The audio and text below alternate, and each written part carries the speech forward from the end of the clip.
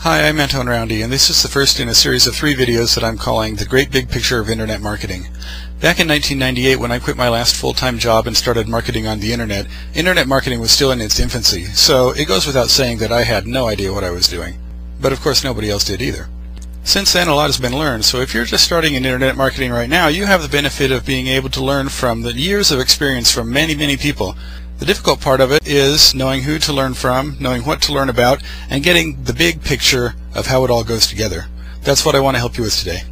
Now you might ask, why is it important for me to be able to see the big picture? Why can't I just start off by creating a blog, putting some AdSense ads on, maybe promoting a few affiliate products, and then, when I feel like it, learn about some more and start doing that? And the reason is you don't want to wake up someday and realize that, oh, mailing list? I should have been building a mailing list all this time? Well, there's 1 year of mailing list building that's gone and I can never get it back. If from the beginning you've seen the big picture, you'll be able to start your business on a solid foundation and have it ready to add new things on as you're ready for them. Let me give you one example from my own experience. For years, I didn't build up a mailing list. And when I finally realized how important it is to have a mailing list, boy, I realized that was one of the biggest mistakes I ever made. Because the opportunity had come and gone to capture the email addresses of literally thousands of people who I could have been in continual contact with and who I probably could have sold products to, made a lot of money from. This is a diagram I've put together that breaks down internet marketing into 3 main pieces. The building blocks, the things that you need like a website, a domain name, a payment processor, things like that. The activities, the things that you're actually going to be doing, and the revenue sources, the products you'll be selling and the services that people will be paying you for. In this video, we'll be focusing on the building blocks section first and then get into some of the activities a little bit later. In video number 2, we'll cover the activities section in more detail, and then finally in video number 3, we'll talk about the revenue sources. Now you could study that diagram all you want and learn about the things that are on it all you want, and you still wouldn't earn a penny if you didn't put it into action, obviously.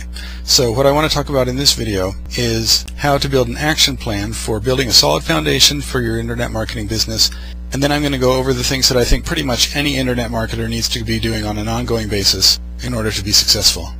There are 10 steps for any internet marketing business to start on a solid foundation. The first is to pick their niche. What market are you going to be serving? What kind of products are you going to be selling or promoting? The most important part of niche selection is probably to choose something that you enjoy doing, because if you don't enjoy doing it, you're probably not going to put the time into it that you need to. You're not going to be able to come across as convincing, enthusiastic, and happy about what you're doing the way you need to make as much money as you can and enjoy the life that you're living as you do it. The second important thing about niche selection is to make sure that you're doing something that people will pay you for. You need to be marketing to people who have money to pay you and who are willing to spend it on what you're offering. One really good way to find out whether a niche is full of people with money who are willing to spend it is to go look at a magazine rack.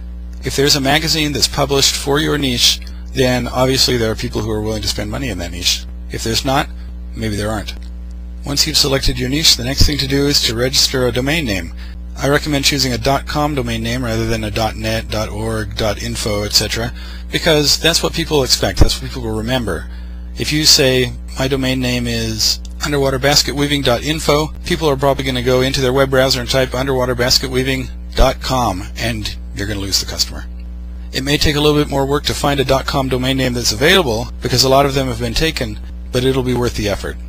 Another thing that I recommend with domain names is not to use a domain name with hyphens in it. For example, under-water-basketweaving.com, because it's just so cumbersome to say. Step 3 in setting up your internet marketing foundation is to get a website. Step 4 is to set up a legal business, for example, a limited liability company or an LLC.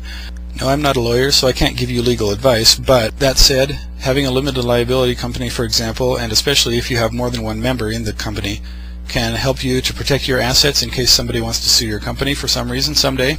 You never know, it might happen.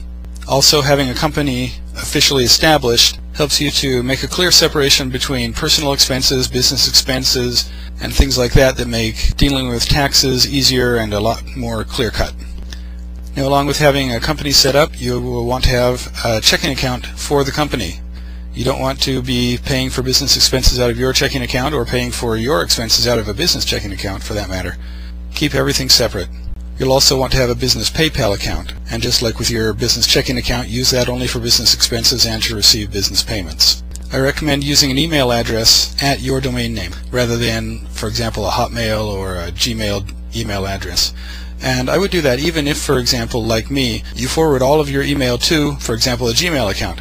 I have it all come into my server, it gets forwarded to Gmail. Gmail does a pretty good job of spam filtering for me, and then I use my desktop email application to download all my email and read it on my computer.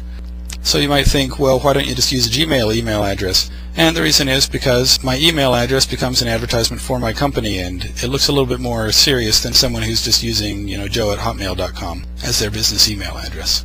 The 8th thing that I would recommend doing is setting up a WordPress blog on your website. You might think, well, I don't really want to publish using a blog, and that doesn't really matter, because a blog is essentially just a content management system. It's just a tool that helps you get content that you want to publish onto your website and get links between all the different pages on your website without having to go in and create all the links on every single page and update all of your pages one at a time all yourself.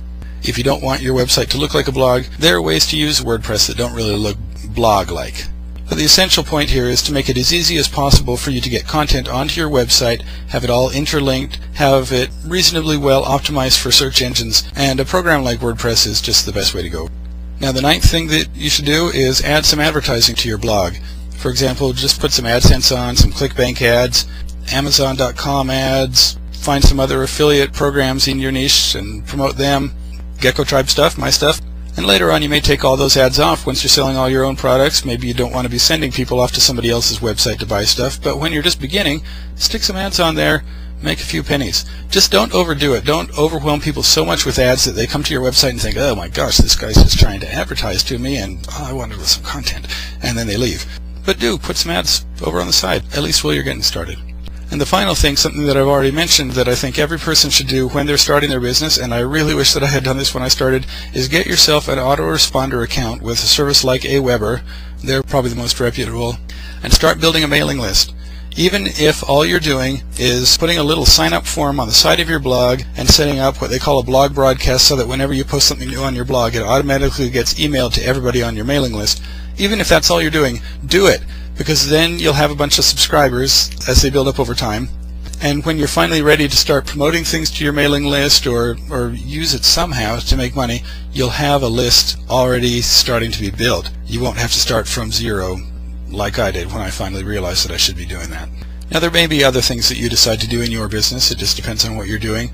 But if you do those 10 things, I think you'll be starting on a pretty good foundation that'll have you ready to take your business wherever it is you want to go.